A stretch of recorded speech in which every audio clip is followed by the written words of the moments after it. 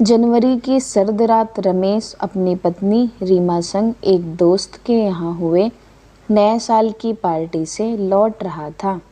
बाहर बड़ी ठंड थी। दोनों पति पत्नी कार से वापस घर की ओर जा रहे थे। तभी सड़क किनारे पेड़ के नीचे पतली पुरानी फटी चिथड़ी चादर में लिपटे एक बूढ़े भिखारी को देख रमेश का दिल द्रवित हो उठा। उसने गाड़ी रोकी। पत्नी रीमा ने रमेश को हैरानी से देखते हुए कहा, क्या हुआ, गाड़ी क्यों रोकी आपने? वह बूढ़ा ठंड से कांप रहा है रीता, इसलिए गाड़ी रोकी। तो रमेश बोला, अरे यार, गाड़ी में जो कंबल पड़ा है ना, उसे दे देते हैं। क्या वो कंबल? रमेश जी, इतना महंगा कंबल आप उसको देंगे? अरे, वह उसे ओढ़ेगा नहीं बल्कि उसे बेच देगा। ये ऐसे ही होते हैं। रमेश मुस्कुराकर गाड़ी से उतरा और कंबल डिग्गी से निकालकर उस बुजुर्ग को दे दिया। रीता बहुत गुस्से में आ गई। दोनों फिर घर की ओर चल पड़े। अगले दिन भी बड़े गजब की ठंड थी। आज भी रमेश और रीता एक पार्टी से लौट रहे थे तो अचानक रीता ने कहा, चलिए रमेश जी, एक बार देखें कल रात वाले बूढ़े का क्या हाल है। रमेश ने वहीं गाड़ी रोकी और जब देखा तो बूढ़ा भिखारी वहीं था, मगर उसके पास वह कंबल नहीं था। वह अपनी वही पुरानी चादर ओढ़े लेटा था।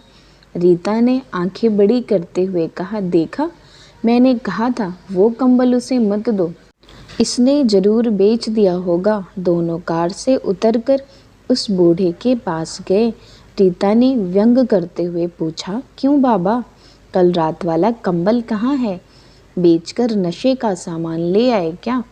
बुजुर्ग ने हाथ से इशारा किया जहाँ थोड़ी दूर पर एक बूढ़ी औरत लेटी हुई थी जिसने वही कंबल ओढ़ा हुआ था। बुजुर्ग बोला, बेटा, वह औरत पैरों से विकलांग है और उसके कपड़े भी कहीं कहीं से फटे हुए हैं। लोग भीख देते वक्त भी गंदी नज़रों से देखते हैं, ऊपर से इतनी ठंड। मेरे पास कम से कम ये पुरानी चादर तो है, उसके पास कुछ भी नहीं था तो मैंने उसे कंबल दे दिया। रीता हतप्रभ सी रह गई। अब उसकी आंखों में पश्चाताप के आंसू थे।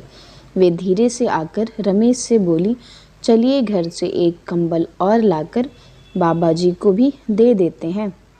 दोस्तों, ईश्वर का धन्यवाद कीजिए कि उसने आपको देने वालों की श्रेणी में रखा है। अतः जितना हो सके ज़रूरतमंदों की मदद करें। मानवता से बड़ा कोई धर्म नहीं है। चिड़ी चोंच भर ले गई, नदी न घटिए नीर, दान दिए धन ना घटे, कह गए दास कबीर। अगर आपको ये कहानी पसंद आई हो तो चैनल को शेयर करें, सब्सक्राइब करें और कमेंट करें।